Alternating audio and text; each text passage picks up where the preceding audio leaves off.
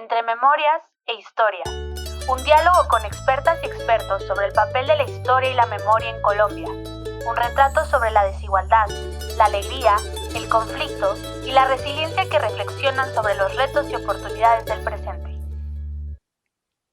Hola, sean todas y todas bienvenidos a esta nueva serie Entre Memorias e Historias, unos podcasts inspirados en el diálogo y la escucha a protagonistas y analistas de la historia de Colombia y América Latina.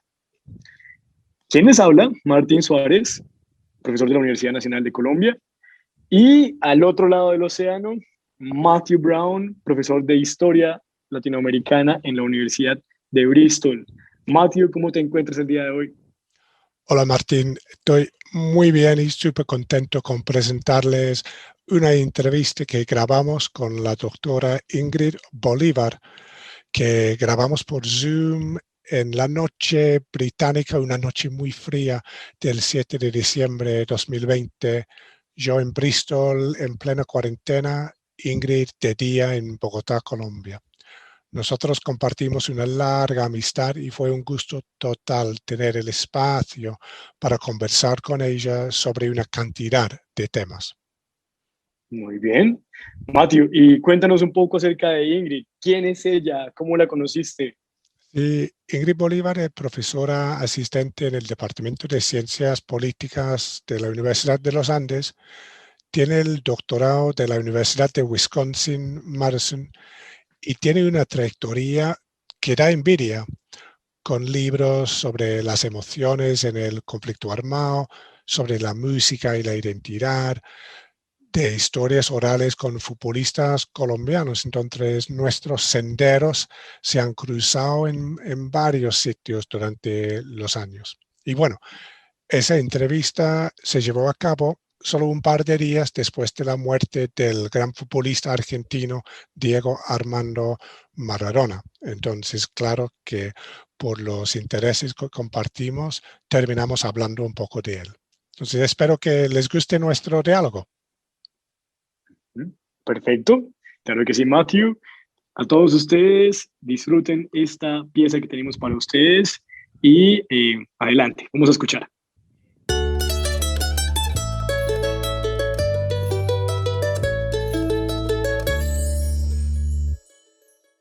Empezamos, te pregunto, ¿por qué crees que es importante empezar a entender esos temas de las historias de las culturas populares hoy en día en el 2020?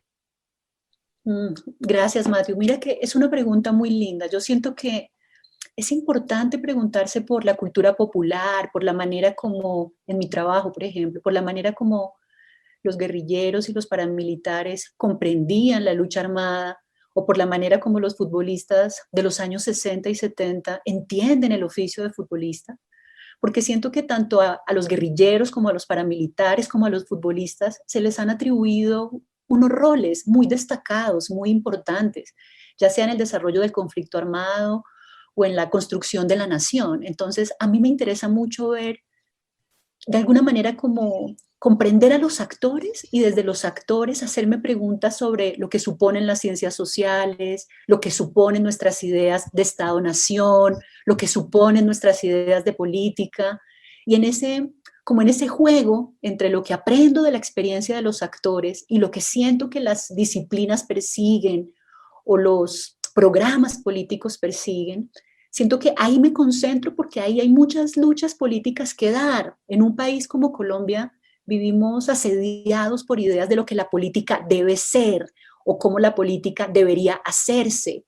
Y esas ideas han impedido que comprendamos por qué tanta gente ha recurrido a las armas, por qué el conflicto armado ha sido uno de los modos de relación entre poblaciones.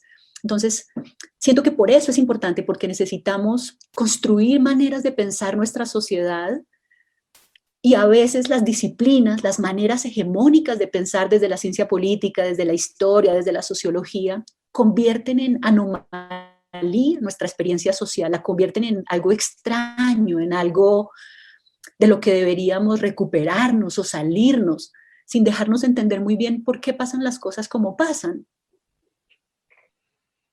Entonces las historias y las representaciones de las emociones nos ayuda a tus lectores, tus oyentes, tus estudiantes a entender más la naturaleza de los grandes cambios históricos. Exacto, la naturaleza del conflicto político, la naturaleza, por ejemplo, pensemos en el caso de la Unión Patriótica, un partido que yo no he trabajado directamente esa experiencia, pero me ayuda a aclarar un punto. Sobre la experiencia de la UP se ha llamado mucho la atención sobre cómo se les persigue, cómo se amedrantan, cómo se extermina ese partido. Desde la literatura sobre emociones y orden político, yo lo que puedo recalcar es que en esa persecución lo que nos recuerda también es que la democracia tiene unas exigencias emocionales, que recibir en el campo político y tratar como un rival político organizado en un partido, a quienes hasta ayer varios grupos sociales percibían como inferiores sociales, es una gran afrenta política. Entonces, al consultar el mundo de las emociones y de las representaciones, siento que puedo darle también una dimensión de profundidad a lo que constituye ese conflicto político. Puedo ayudarle a mi sociedad a que comprenda más por qué unos grupos perciben tan amenazantes a otros. No sé si puedes darnos un ejemplo de esa perspectiva de tus trabajos sobre los futbolistas y para ilustrar cómo los ves, cómo los tratas como actores históricos. Por ejemplo, imagínate que la historia del fútbol en Colombia se ha contado mucho desde los equipos. Es una historia muy institucional, como la historia de este equipo es esta, la de este equipo es esta. Y resulta que en la historia del fútbol, en los equipos de Medellín, había aparentemente un vacío, porque hubo unos años donde esos equipos no estuvieron. Yo me encontré, por casualidad, en el archivo del municipio de Medellín, me encontré con una carta muy bonita que precisamente los jugadores del campeonato profesional de fútbol de 1958 de Medellín, 2 equipos, Atlético Nacional y Deportivo Independiente Medellín, ven con preocupación que los empresarios dueños de los 2 equipos no quieren seguir invirtiendo en fútbol y que en esas condiciones Medellín no va a tener fútbol profesional en el 59.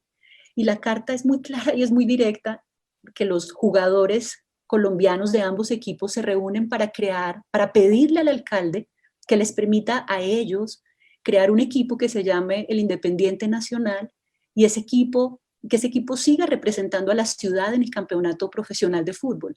Es muy interesante porque antes de conocer esa carta no tenía una prueba, digamos, de que los jugadores habían apostado incluso institucionalmente por el fútbol. Esa es la manera más clara de verlos como actores que se hacen cargo de un equipo, actores que están dispuestos a improvisar organizacionalmente repartiéndose la plata de las taquillas, por ejemplo. Pero ese es el ejemplo más explícito en donde ellos son efectivamente quienes abrazan la necesidad organizativa de tener un equipo.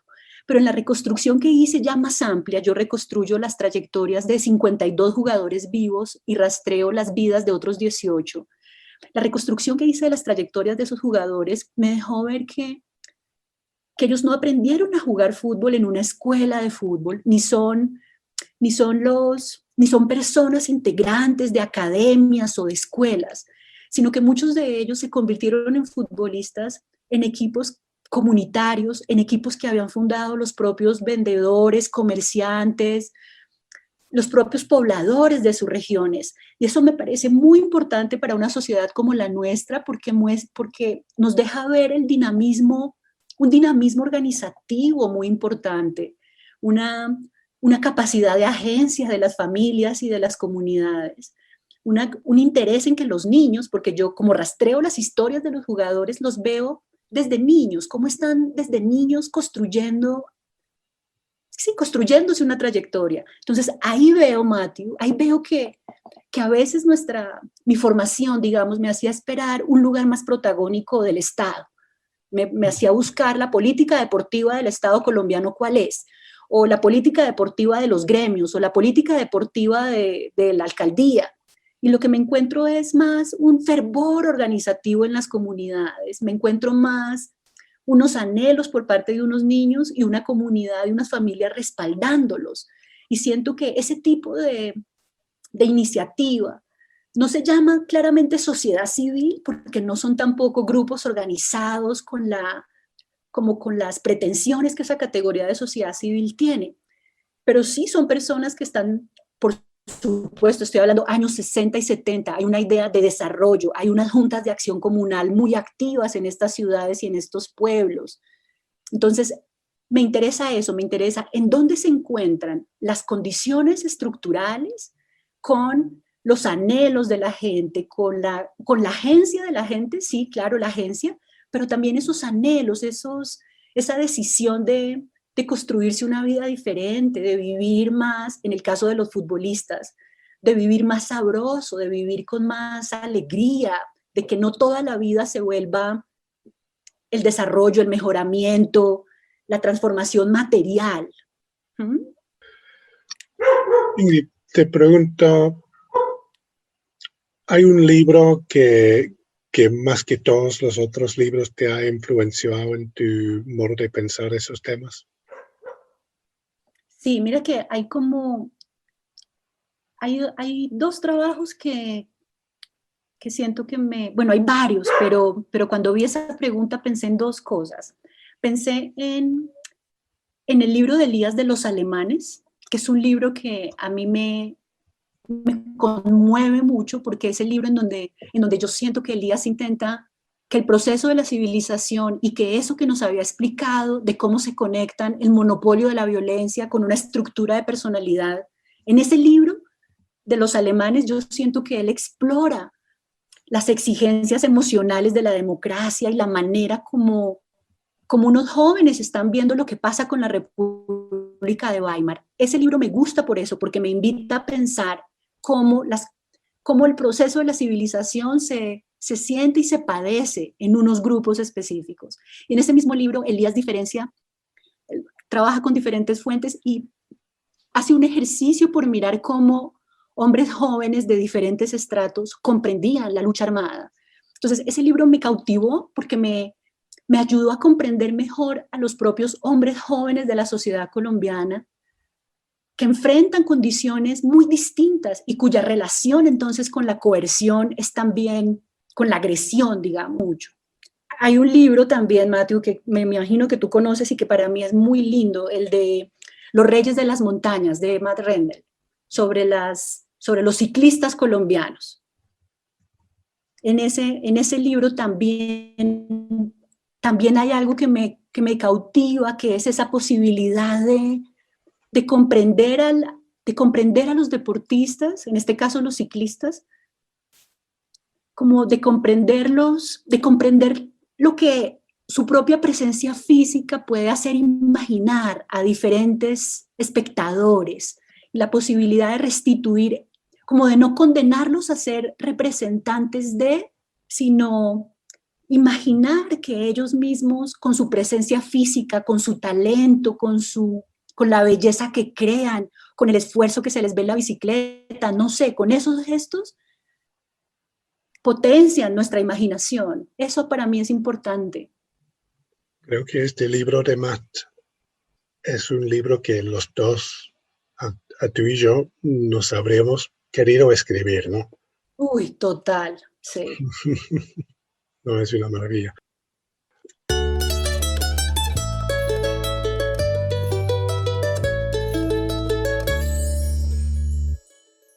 ¿Qué opinas del papel de la historia en Colombia en el 2020?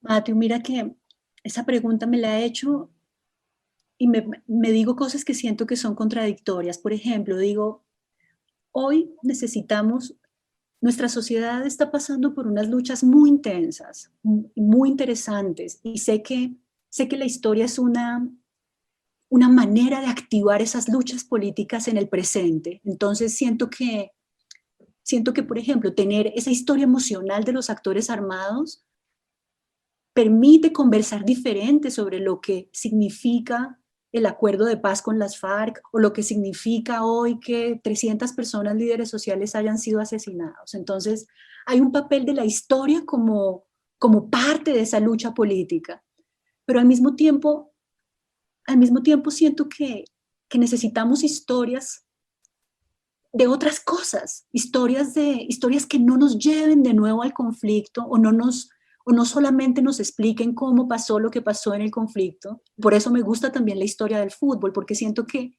a través de la historia de los futbolistas puedo hacer una historia que me muestre conexiones entre actores sociales que de otra manera no detectaría. Las modistas y los transportadores y los albañiles que te digo que se unen para crear los equipos de fútbol, para transportar a los niños, para mantener un campeonato. Siento que necesitamos historias que nos dejen ver esas articulaciones de clase, que no nos dejen ver solo la dominación de clase, sino la creación de relaciones de clase nuevas. Y hay muchas para contar en esa clave.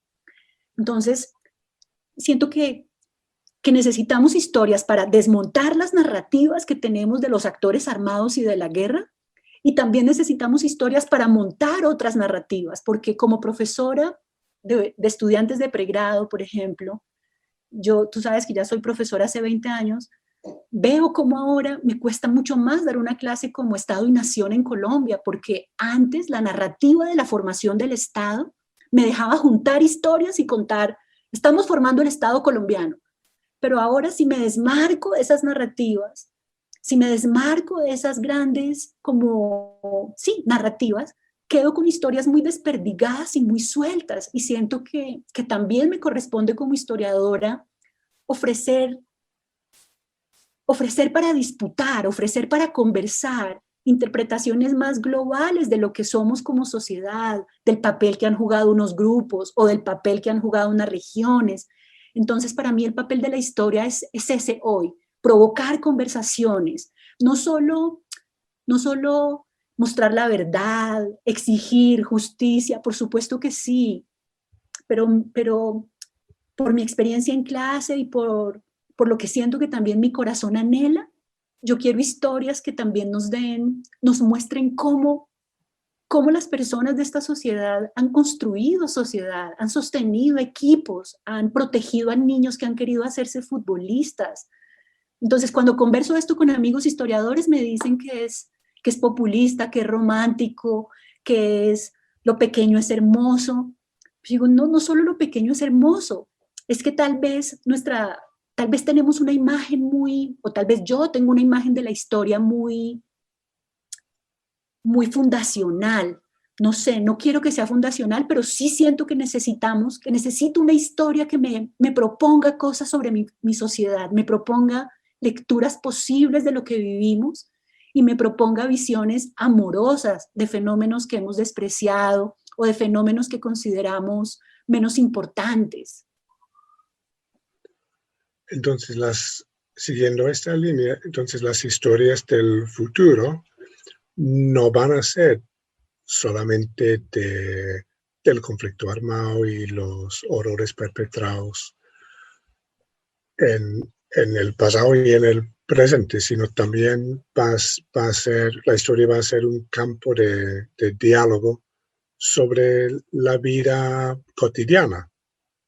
Uh-huh. Incluso oyéndote en lo que me reflejas, no sé, te hablo con mi corazón abierto.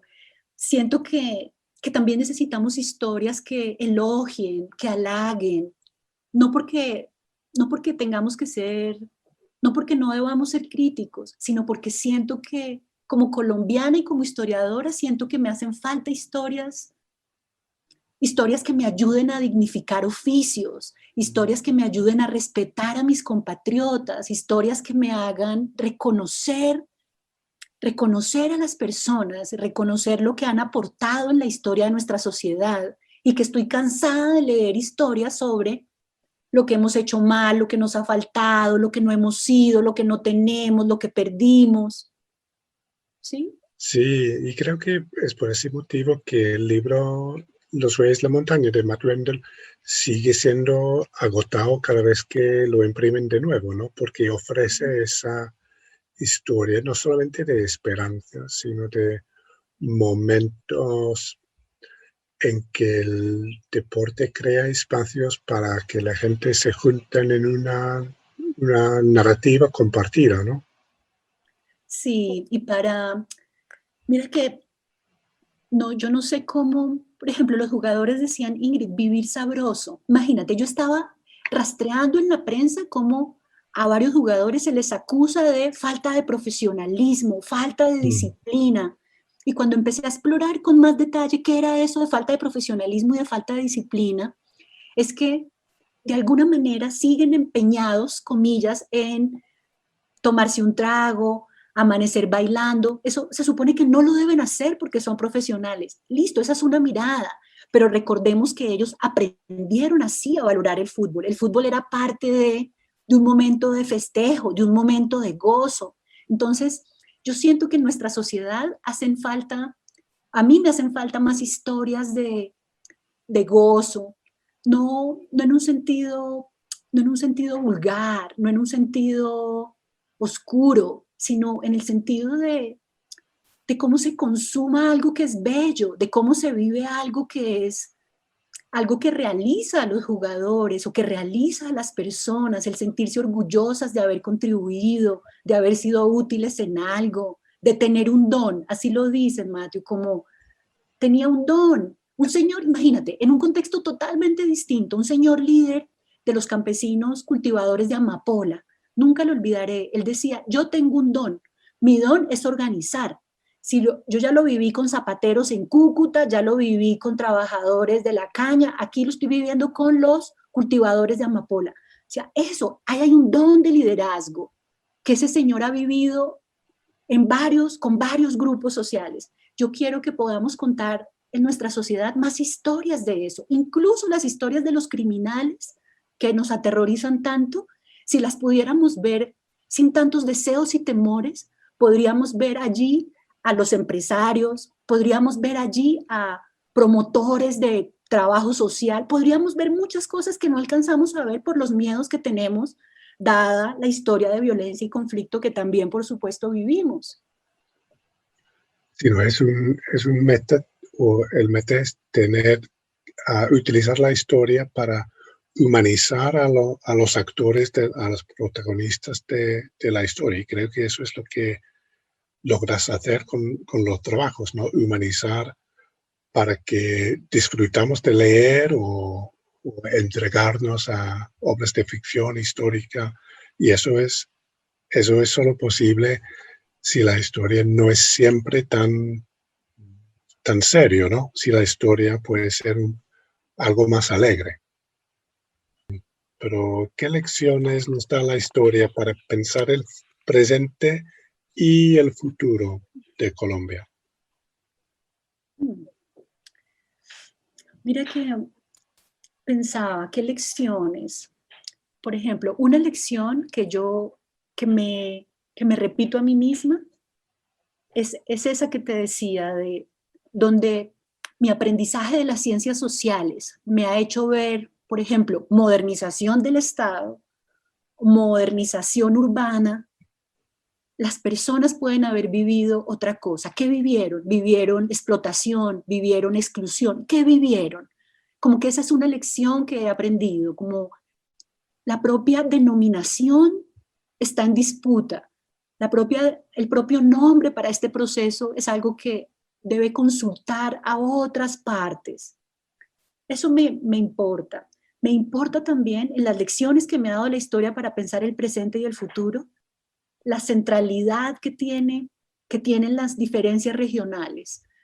No porque Colombia sea un país más diferenciado que otros, sino porque ha habido mucha inversión emocional, política, afectiva en esas diferencias regionales en Colombia. Y esas diferencias regionales tienen consecuencias muy directas. Todavía hoy, Matthew, una persona con una cédula de San Vicente del Caguán va a tener problemas para entrar a trabajar en una empresa de celaduría. En Colombia, el lugar del que uno proviene sigue estando atado a un modelo de diferencia que es preciso tener presente para ver cómo desactivamos. Y otra lección que a mí me acompaña es que yo siento, por ejemplo, que yo me entrené en una comprensión muy colonial también de mi sociedad. Yo eché de menos, no sé si te acuerdas que Caldas, el sabio Caldas decía, qué destino, qué pobre, qué triste destino ser americano. Nada de lo que encuentro está en mis libros. Yo creo que durante mucho tiempo yo extrañaba en mi sociedad lo que mis libros me decían que debía encontrar.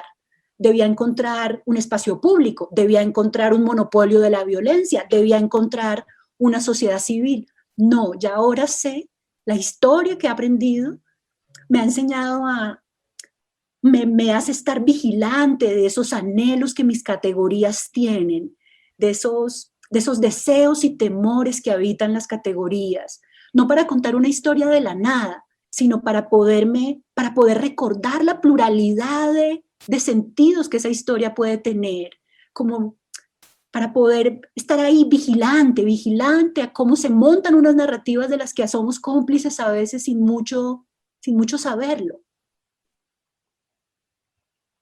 La historia vigilante, me encanta. La historia vigilante, sí.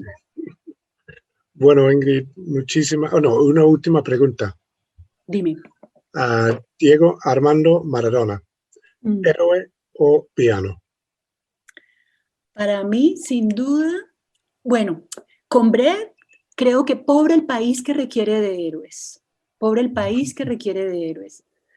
Entonces, no le dijera héroe, pero sí le digo a Maradona que sentí lo que él hizo, no solo en mí, sino en muchos de quienes jugaron. Y eso me parece un talento, un don, una capacidad por la que doy gracias. Como da gracias Gombrich en el elogio de la belleza atlética, así doy gracias a ese Maradona que nos hizo sentir tantas cosas, imaginar tantas otras. Eso diría. Sino creador de emociones. Algo así. Bueno, entonces Ingrid, muchísimas gracias. Ha sido un gusto. Seguro que a los estudiantes les va a encantar. Y bueno, algún día, ¿no? Espero que pronto nos vemos en persona otra vez. Que así sea, Matthew. Muchas gracias por esta oportunidad de conversar. Me ha parecido muy grato poder expresarle a los estudiantes este gusto que me da hablar de lo que he aprendido de nuestra sociedad, y muchas gracias por la invitación a conversar con ellos, ¿vale? Me cuentas si puedo ayudar en algo más, cómo les llega lo que les cuento por aquí, y con mucho amor y mucho cariño.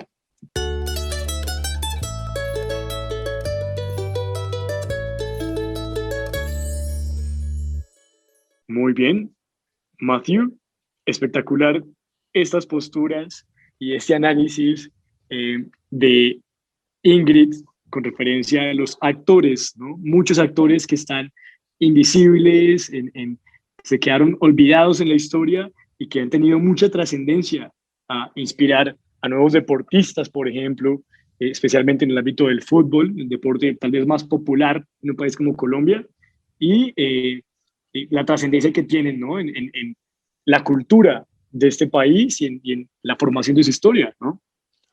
Sí, me encanta la manera en que Ingrid habla de buscar otras maneras de pensar el pasado y cómo acercarnos a la historia a través de las narrativas y las biografías de la gente que han sido olvidada en las perspectivas tradicionales. No, me encantó. Matthew, muchas gracias. Tenemos muy poco tiempo, lamentablemente, pero agradecemos a todos ustedes que estén con nosotros, que nos escuchan. Gracias por hacer esto posible, Matthew. Muchas gracias a Ingrid, donde quiera que esté y que nos esté escuchando. A todos ustedes un abrazo muy fuerte y nos escuchamos en el próximo podcast de esta serie Entre Memorias e Historias. Muchas gracias.